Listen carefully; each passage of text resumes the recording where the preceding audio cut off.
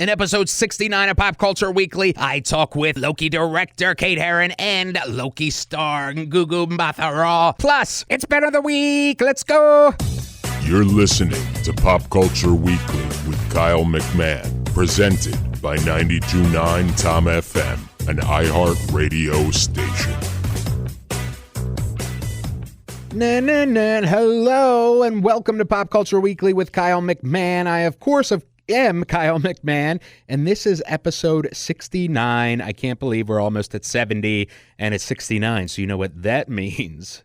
Means that we have one more episode until we get to 70, so that's exciting. We are well on our way to 100 episodes, and this week we have like multiple episodes because we have so much going on. So in this week's episode, it's all about Loki, which is why you're getting this on a special day today. And with that special day, you get the director of Loki, Kate Herron, on...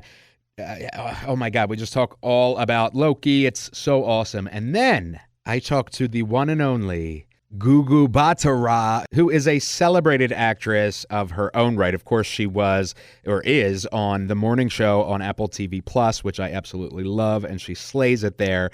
And she also slays it in Loki, because she plays Ravonna Renslayer, who in the Marvel comics has a very interesting history. She was introduced back in like issue 32 or something, 23, something like that, and has made appearances throughout, the last 50 years, 60 years, however, I'm really bad at math, clearly.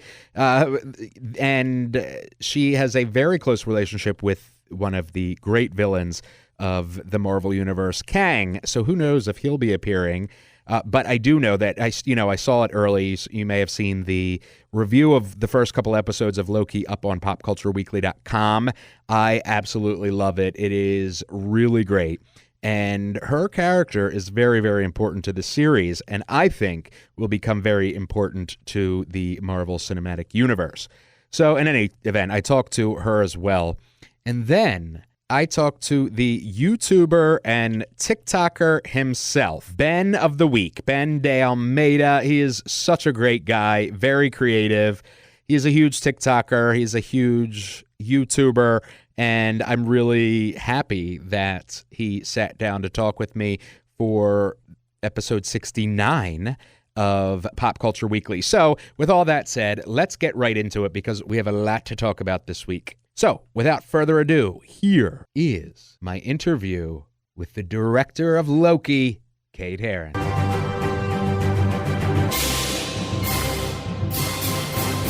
Thank you, Kate, for speaking with me. I really appreciate it.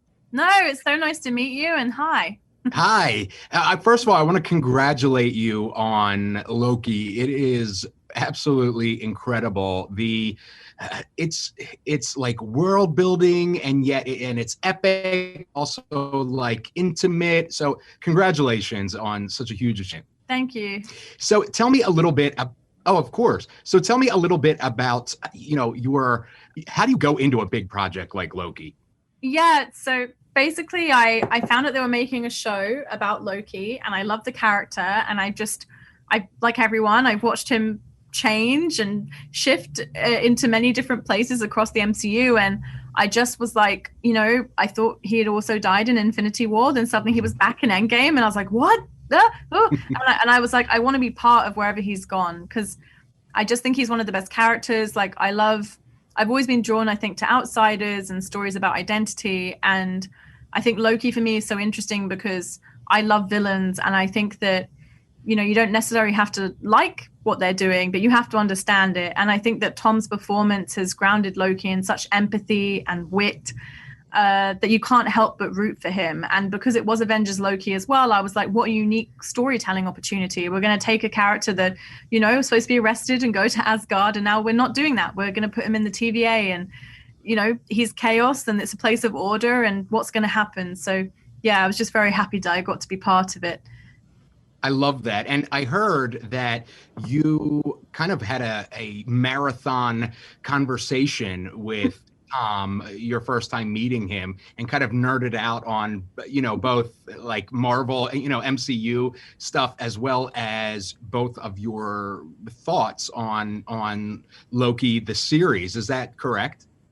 Yeah, so basically, I pitched Marvel in Burbank, and then I remember I met Kevin Feige, I think a few weeks later when he was in London. And honestly, I thought he was going to be like, good job, but we've decided to go with this director. And then he was like, no, we're giving you the job, but you need to go meet Tom like in a few days. And I was like, oh, okay. So they flew me out to New York, and it was pretty cool. Like last time we saw Loki disappear was New York, and I was like, I'm walking around New York with Loki. This is great. But yeah, Tom called it synchronizing watches, and I think we really did that. We spoke about like what we really connected to in the story, like what the themes were to us, and wanting to obviously pay respect to what had come before, but also have a good reason to go back into the character. And yeah, it was a very intense conversation. I would say it was also slightly in code because, Tom can't go for walks easily. I remember like a guy doing like his morning stretches by us, and we were like, this man is definitely eavesdropping on our conversation. I remember trying to talk about it in code with him, and I think Tom was like, wait, what are you talking? I was like, yes, Arnold's story.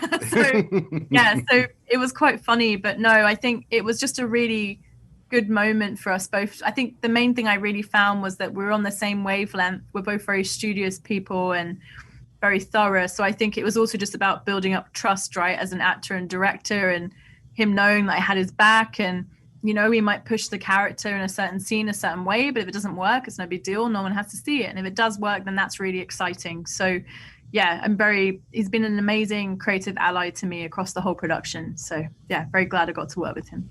I love that. And so, movies and now series, how do you, as the director, where do you see this in the greater, ever expanding MCU? And this Loki has really expanded the MCU even more.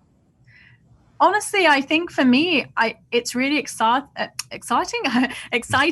being part of this new phase, right? And I think that our show has really interesting ripple effects across everything in the MCU. And I just was excited to be part of this next step, not only in Loki's story, but just getting to set up the TVA. Like, I hope they'll return there, and being part of setting up the style of the place and the look and the tone of that place was such a massive honor for me, honestly.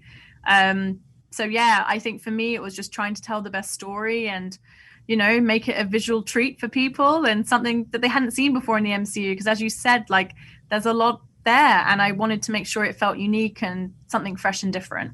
And I think that is more than well achieved. So with Loki, the series, how do you, as you're obviously a fangirl, I'm a fanboy of the MCU. How do you like keep it? I mean, besides contracts and everything, how do you aren't you dying to talk about it, but you really can't? Some ways though, I'm like Loki and I'm very mischievous. So I actually quite have enjoyed it, like having the secret. I've got so many friends of mine though that are always trying to trip me up or try and get information. Like one of my friends keeps sending me like podcasts from the MCU, and I know your game. I know what you're trying to do. But yeah, no, I mean, to be honest, it's been quite fun because, I obviously I don't know much outside of obviously what's going on with our show, but knowing what's going on with our show and being a fan, it's very exciting to me. And no, I took the secrecy very seriously because I don't know, I hate stuff getting spoiled. I think it's so fun, I was really lucky that I didn't know, for example, that Loki died in Infinity War. And if I went in knowing that, I think it would have felt so different to me. Like when I went in, I was in shock. And I think that was Marvel and the filmmaker's intention. And it really landed for me. So no, I've taken it seriously because I really want people to enjoy the ride and enjoy the story. So yeah. Well, I absolutely love Loki, and what you've done is an incredible and exciting new chapter in the MCU. Thank you so much for your work with that, and thank you for speaking with me on iHeartRadio's Pop Culture Weekly. No, thank you so much, and yeah, thank you to everyone listening. Cool. Thanks, Kate. Cheers. All right, bye. Bye. She's so cool, and I love how she's a Marvel fanboy. Obviously, I'm a Marvel fanboy, and so many of you are, as you tell me on Twitter at PopCulturePodCA for the Pop Culture Weekly Twitter, and at KMac Music for my Twitter. Send your hate tweets there. And I just love that. She's totally nerding out and has gotten to do this series, and well-deserved. I mean, she's incredible. But I love that. It's like a dream come true for her. So let's get into the interview with Ravonna Renslayer herself, Gugu Mbatha-Raw. Thank you so much for speaking with me. I really appreciate it. Oh, you're welcome. Thanks for speaking with me. Of course. So, first of all, Loki is absolutely incredible. I love the show. I love your role. And your character goes all the way back to the 60s with, I believe it's Avengers like number 23 or 24, something like that. Were you aware, I mean, ahead of, before you stepped into the role of your character and her very long history with the Avengers?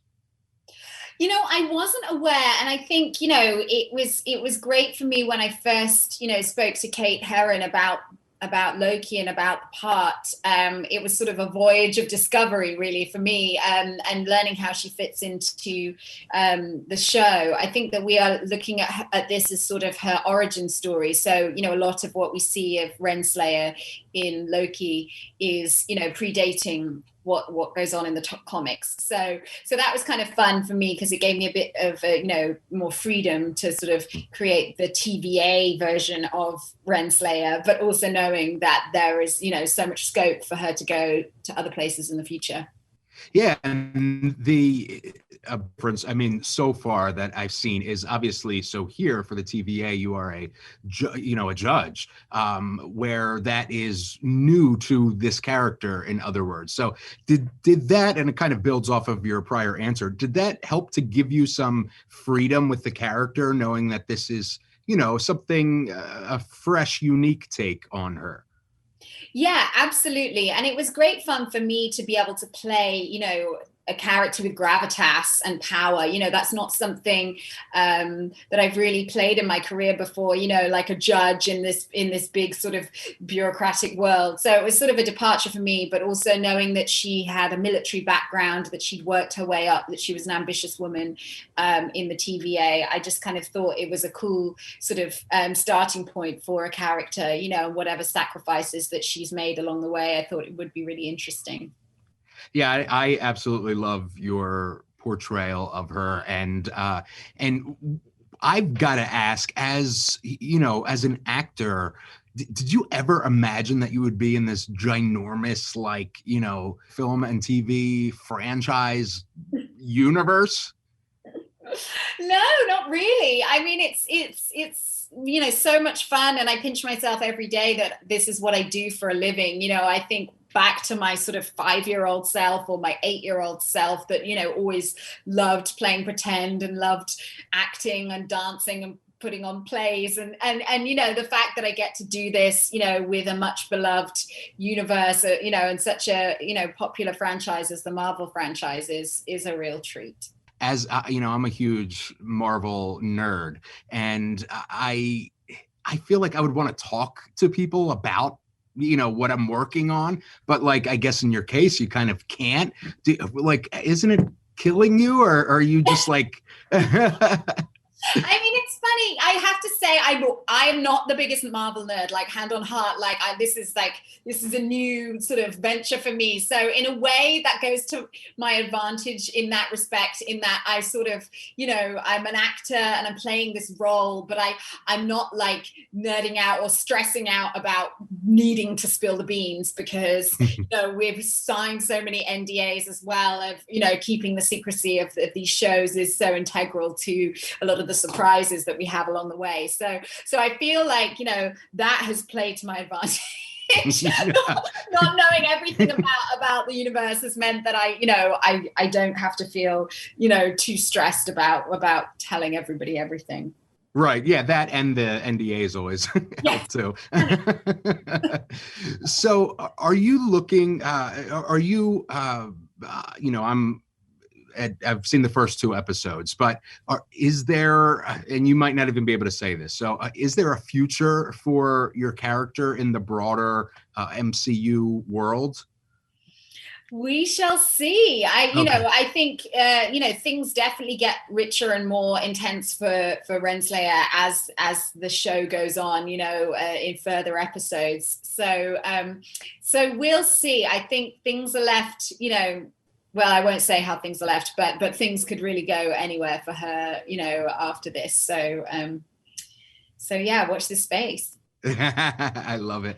And finally, as an actor, how has this, going from kind of one extreme to another in regards to a role like this, how is it challenging for you as an actor to this is a kind of whole new character in many aspects. How is that, as a challenge for you? And is there a preference in, I like these kind of huge blockbuster sort of roles versus like more character study sort of things? Well, I like variety. I think that's the thing for me. I like to be challenged. I like to sort of have fresh ideas and fresh perspectives on storytelling. So for me, I try not to limit myself in terms of types or genres. I think the most fun thing is to be able to feel sort of stimulated and excited for what you're working on now. And often for me, that's like doing something contrasting to what I just did, and coming off of something like The Morning Show or, a film I did, Misbehavior, a British independent film, to do something in the MCU is obviously a world away in many respects. But everything I do, I think, is a character study. I'm always creating a person, and the world they're in aside, you try to make the human you're portraying real in the moments and in the relationships that they have, even if the world they inhabit is very heightened. You still have to be grounded in your character. I love that answer. Thank you so much for speaking with me. I can't wait for everybody to dive into Loki and see your incredible work and the work of everybody on the team and the crew. And I can't wait to get further into the season. So thank you so much. Thank you. Absolutely love her. So delightful. And I love how she's like, I really didn't know what the Marvel Cinematic Universe was. I love that. And now she's a big part of it. So tell me what you think. Hit me up on Twitter at KMacMusic, on Twitter for my stuff at PopCulturePodCA for the show. And, send your hate mail and your questions and your thoughts. And who knows, I might just feature them on a show. So let's get into the world of virality and creative videos. The TikToker and YouTuber himself, Ben De Almeida, Ben of the Week. So I am here on Pop Culture Weekly on iHeartRadio with the one and only Ben of the Week. What's up, man? How are you? I'm good. How are you doing? I'm doing good, man. Thank you so much for speaking with me. I appreciate it. Of course. Thanks for having me. I'm excited. Of course. So, first of all, tell me if somebody lives under a rock or has, whatever. I totally just killed that. If somebody lives under a rock or, tell me about you is my point.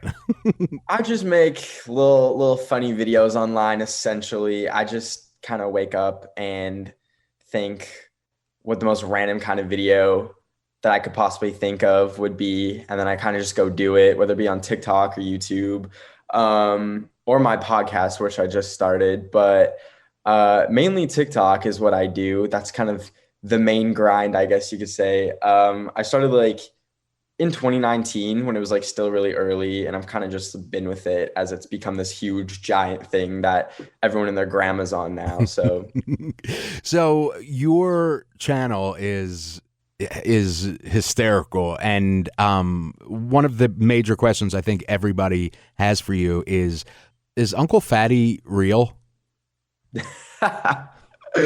I I'm not a full-on news journalist. I didn't do all my fact checking about Uncle Fatty, but I remember hearing about Uncle Fatty, which if you haven't heard of him, he's this giant obese monkey who like is addicted to junk food. And I just stumbled across him one day. I remember hearing about him actually a while ago, like a few years ago, and it was just like some like news article that I just passed. And I was like, okay, that sounds kind of random. And then I recently, it was one of those obsessions that like I think a lot of people would get in the pandemic where you just like latch on to like some random topic and just research the crap out of it. And I just latched onto Uncle Fatty, and it's just this amazing but kind of sad story about this monkey that just is obese and addicted to junk food. And you know, sometimes I just sit around like thinking I kind of resonate with Uncle Fatty when I'm like door dashing Taco Bell at 2 a.m. Maybe me and Uncle Fatty have some things in common. Right. And who doesn't? I mean, to be honest. And and the We Love Monkeys Club, so that is like really not a thing. That doesn't exist. No. If in another universe, if I had more time and energy, I would definitely want to start the We Love Monkeys Club. I think monkeys are such an interesting species. They're practically us. Like, we share so much DNA. So, but for now, it's not a club. I wish it was though. And I feel like in a lot of ways, monkeys are actually smarter than us. Oh, absolutely. I feel like they're going to pass us in intelligence at some point. Yeah, for sure. You've seen Planet of the Apes, right? Like Rise. Oh, yeah. That is going to be a documentary pretty soon. That's not even going to be fiction. So tell me about, like, how did you even get into TikTok? Well, I had it back when it was Musical.ly. In like middle school, I'd be just posting like lip sync videos and stuff like for two people, like for like my friends to see. So I had it for a while there, but I've always been making like YouTube videos and just random videos online. And when it became TikTok, I started posting like actual kind of comedy, quote unquote comedy videos, like videos that I just thought were funny. And they started to pick up and like gain some traction, which I had like never gotten before on any other platform, like YouTube or anything else really. So it was really exciting to kind of finally have like a little bit of an audience on TikTok. And then I was able to have that kind of carry over to YouTube as well. And now I like run a YouTube channel, which I post on every week. So yeah, it's been really cool, like kind of seeing how the platform grows. Like the content I make now is nowhere near what I made 2 years ago, and probably will be completely different than what I make in 2 years. But it's just really fun to like have that creative outlet. And did you start with YouTube and then go to Musical.ly, or did you start with Musical.ly and then go to YouTube?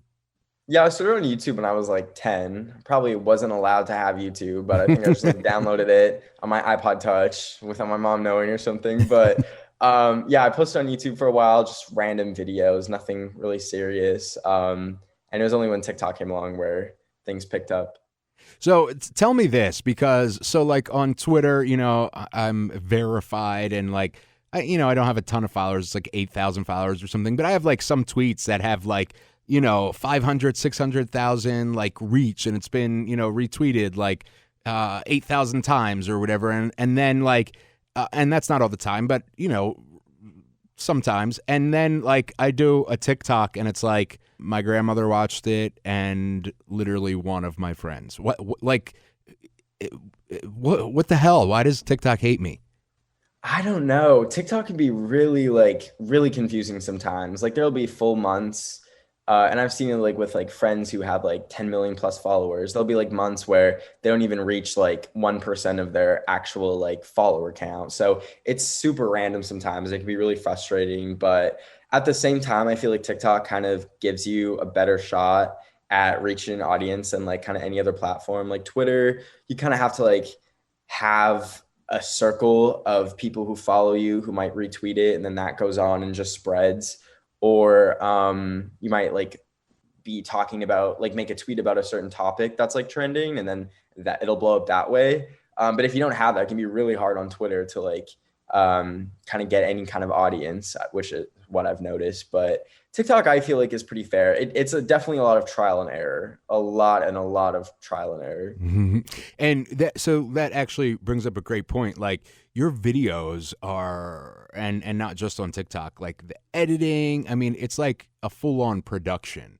Why is that important to you? And you have a style, which is really cool. Why is that important to you to put so much into production? And how long does it take you to do a video in general? Well, as I'm sure you know, like a lot of, like, most TikToks are like within the realm of like 15 seconds, but they do give you that option to post longer TikToks.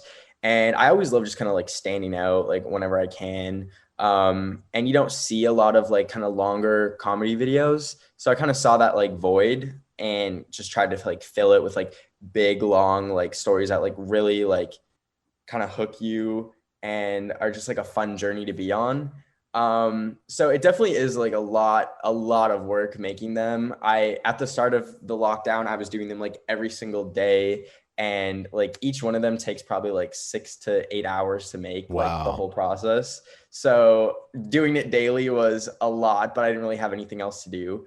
So now I really kind of just try and make like the best ones that I can, which kind of means I post a little bit less frequently, but I still love the process. It's so fun just like writing down a random script and then just like filming it with like 50 little shots for TikTok. So you do script them out?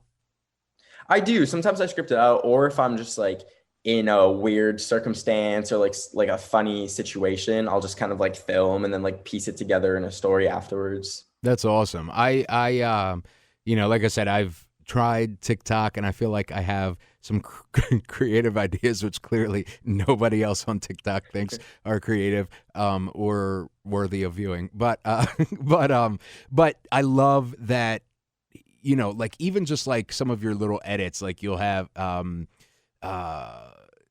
there's one video on TikTok that you are saying something and then you're like, however, but like just the however, you like edited and it's like your face close up and it's like a vocal effect or something. And it was just like literally like half a second, but I was like, it's just like an attention to detail. You know what I'm saying?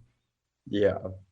It's definitely like getting into TikTok. It's almost like learning like a language. Like, I've seen it like over the past few years, like kind of how it's evolved, but like imagining like someone getting into it now, like having no prior knowledge of TikTok, I can totally see how it would be like super like overwhelming. And there's like all these different like tools, like you have to use a certain way, like the text and using like audios and stuff can be super confusing. And I try and like kind of stay away from like the actual like TikTok features. Like I kind of do everything from scratch without using like any audios or any of those in-app tools. But there's really something for everyone in there. Like there's so many different sides of TikTok. And like whether you're into cars or cooking, like you'll find your community on there. Yeah, I think I'm going to start doing so my show is Pop Culture Weekly, and that's obviously a podcast and it goes across the country to a bunch of stations and stuff. But then I also do a thing on like 17 stations called Pop Culture Minute, and it's a 1-minute version. It's like a 1-minute story of the day on stuff you relating to like movies or pop culture or whatever. So I think I'm going to try that on TikTok and just like see how it goes, see if like movie lovers and streaming lovers like that information, and we'll see, or it'll get 12 views again like most of my other TikTok videos. No, I think that'd be great. So we'll see what happens. But how do you come up with this stuff? Like, you're so creative, and I like want to be in your mind for like 10 minutes, or maybe I don't, because maybe it's a scary like ADD place like mine is. But where do you get this stuff? It's a lot of just like kind of boredom and a lot of like what if. Like I used to always just like my mom would get annoyed. I'd ask so many what if questions. So my mom used to do the same thing. Yeah, it's a lot of just like seeing where like my brain takes me, like what if this happens and then this happens, and sometimes it can like lead to a really fun story or a really fun journey, and I just try and like kind of visualize that in my head. And yeah, it's kind of hard to describe the process, but it's just a lot of just going with the way my brain takes me.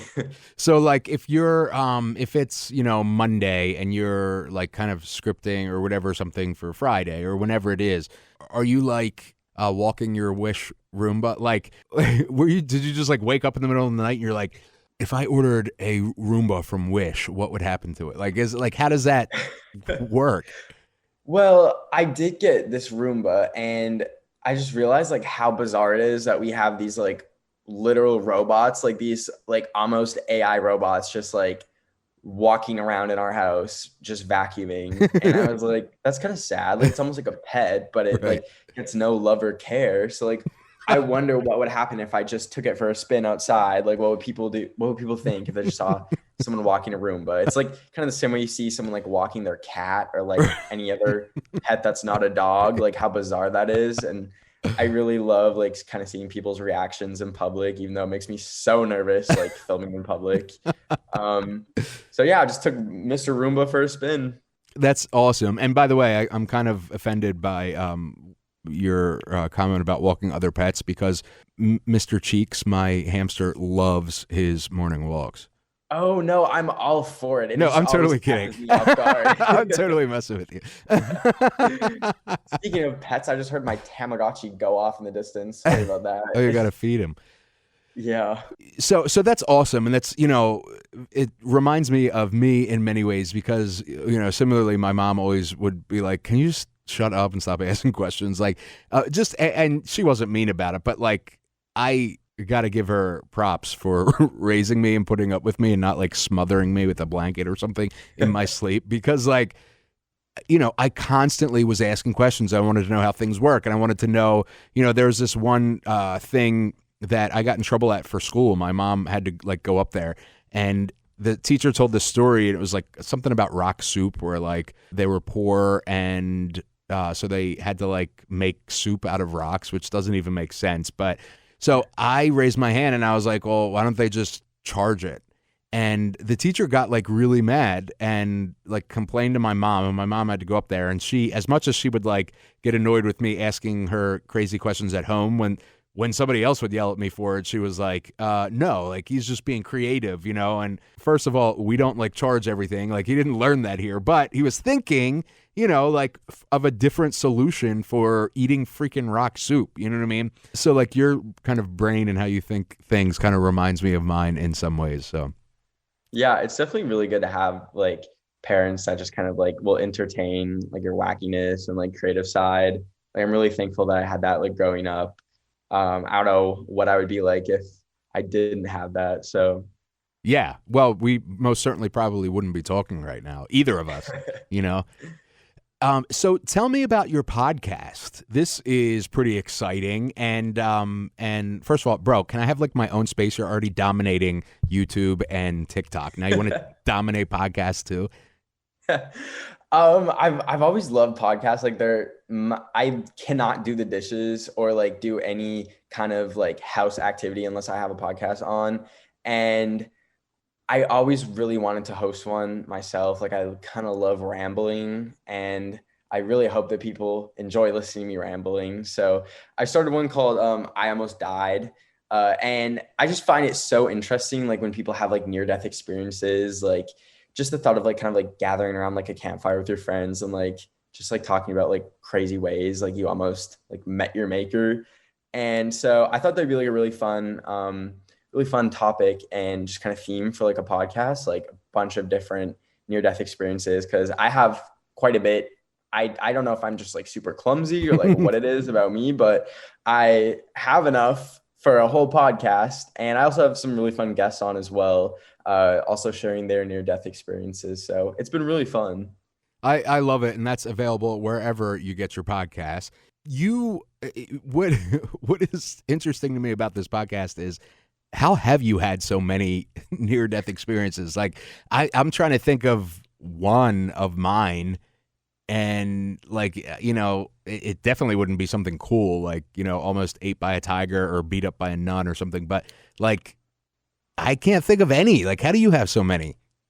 I don't know if I was cursed or something at birth, if I was born on like a unlucky day or something, but I don't know. I barely leave my house to begin with. I was a homebody like before the pandemic, but I swear it's like anytime I leave the house, like something crazy happens. It's like once a month at this point where I'm like walking around at night and there's like a car like approaching me and I'm like, uh-oh, is this going to be a new podcast episode? Like, and are you recording this as it goes on, or are you doing like a season at a time, or is this like a limited event series?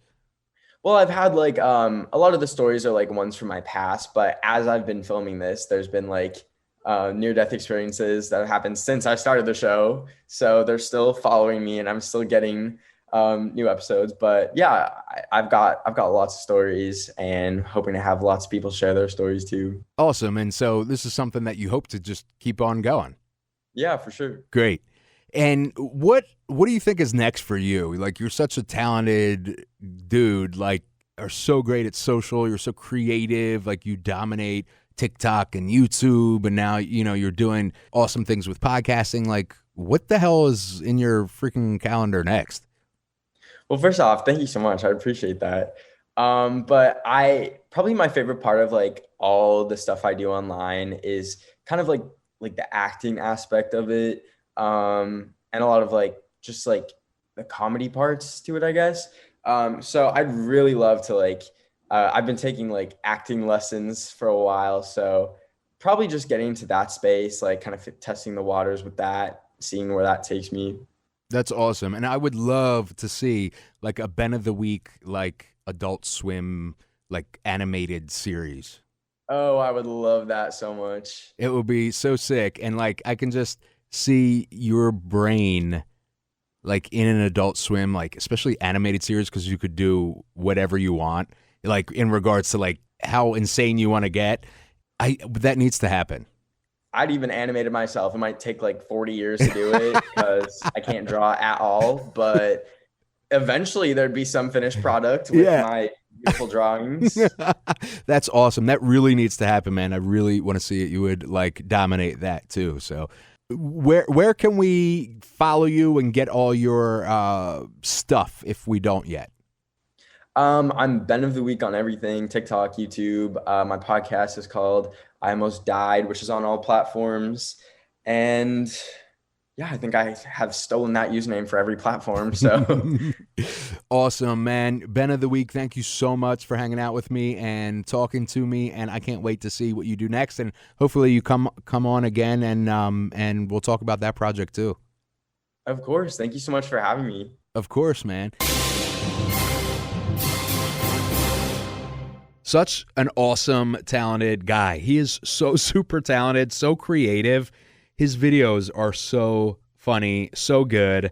I don't know where he comes up with this stuff, but as you heard, he comes up with it somehow, and he's so funny. So in any event, that is episode 69 of PopCultureWeekly.com. Please, if you enjoy it, share it with a friend that you think will enjoy it. Review on Apple Podcasts. That really, really, really helps us for discoverability, and it helps the show to grow and gives me momentum to keep on going for you, because I love you and you tolerate me, and so that's our codependent relationship. In any event, that is episode 69 of Pop Culture Weekly. I will see you not next week, but this week. In just a few days, you're going to have a additional episode of Pop Culture Weekly, depending on when you listen to this, I guess. But if you're listening to it today, the day that this comes out, 2 days later, the new episode. Anyway, just follow on whatever app you use for your podcast, just like the iHeartRadio app. All right. See you next week. We out.